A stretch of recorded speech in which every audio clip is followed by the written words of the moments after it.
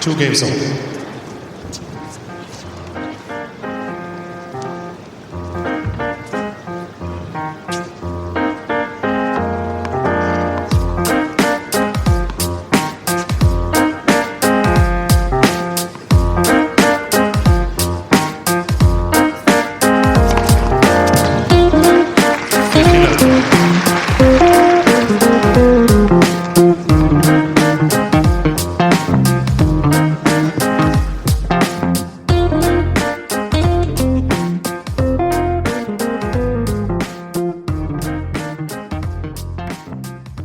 Welcome to Courtside Coffee, the place for highly caffeinated tennis talk. I'm your host, Merlisa, and today we're diving into a controversial topic, coaches. Yes, somehow coaches have been making more news than the players. Let's dive in. Tennis has always been about the players, until recently.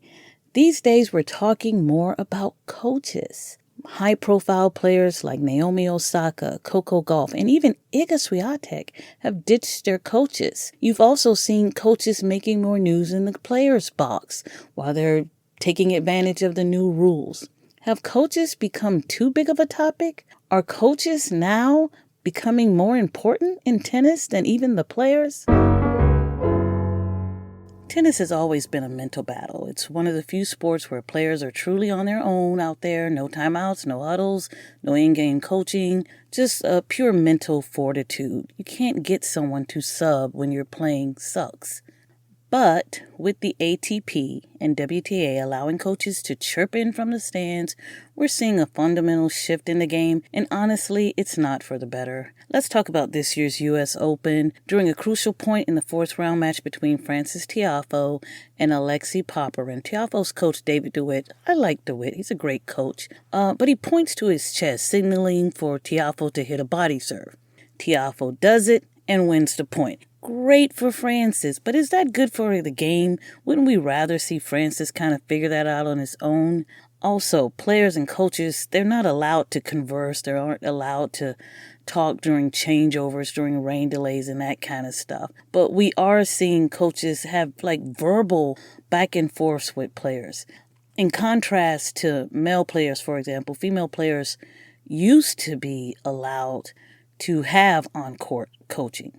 The WTA allowed this for years, but you would see players like Serena Williams who would never take in-court coaching, and you thought, hey, she's trying to figure it out for herself. In fact, her and Venus never took on-court coaching, and of course, during international play like Davis Cup and the Fed Cup, or now the Billie Jean King Cup, coaches are allowed to coach at all times. And because that's a team sport, an international team sport, I'm all for coaching in that atmosphere.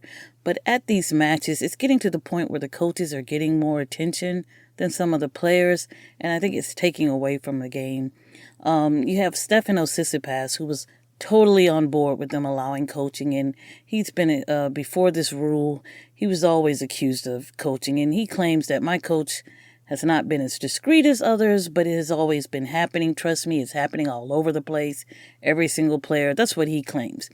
But not all players were on board. Taylor Fritz, for example, says, I really hate it. It's not something that should be part of the game. Retired tennis great Roger Federer is not a fan either. In fact, he said that, I find it kind of cool that in tennis you're sort of on your own out there. He said that not everybody has the same amount of resources for coaching as well, so I'm not sure it's even beneficial. And I hadn't even thought about that aspect. What about the players who can't afford 2 and 3 coaches in their box, and it's kind of a distraction for them when their opponent has a whole team of people chirping from the box? Now, there are rules to coaching. Off-court coaching is allowed from designated player boxes. In the case of the coach prefers to sit in a different area, coaching is only allowed from the side of the court, not behind the court. If a coach is verbal coaching, hand signals, gestures begin to interrupt play or become a distraction to the opponent. The chair umpire, of course, this is so subjective. The chair umpire can chirp in, because you've seen players say, hey, their coach was saying stuff to me, or that kind of stuff. One of the problems we saw in the U.S. Open final, you had Jessica Pegula, who was getting frustrated because she was playing some of her best tennis, but she just had no answer for Arina Sabalenka. And at one point, she goes to the back of the court to kind of get into it with her box. Before coaching wasn't allowed, you wouldn't see this kind of verbal exchange, but because it's allowed, you saw her turn to her box and she went over to complain about her rackets. She said, hey, the tension in my rackets, everything's horrible, I can't hit anything. Her coach told her, she said, I've tried every racket in my bag. They're so bad. My ball is dead. My ball is landing in the service box. It's like baseball. Mark Knowles, one of her two coaches, the two Marks, said, we don't have time for this. He was right to tell her, you don't have time for this. But the problem is, because she's allowed to go back there, she can use that as an excuse. We also saw Coco Gauff during Wimbledon have a complete meltdown with her coaches. That's something we didn't used to see with Coco. And then, you wonder if a player panics and kind of uses the coach as a crutch. What if instead of expending that energy and panic to her coach, Pegula spent that time trying to troubleshoot? Wasn't that long ago players were expected to do that. Figure it out on your own. This isn't working. Maybe I need to get more creative. Or maybe she's just so much better than me, there's nothing I can do about it. But chirping with the coach, and now all the cameras are on the coaches all the time. So I'm for kind of a compromise. I don't mind hand signals because those are silent gestures.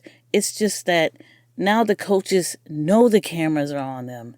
And how much acting are they doing for the cameras? Because there's a huge buy-in for them too. If you become a famous coach, hey, and people know your name, now book deals, not just, commentary, all that kind of stuff.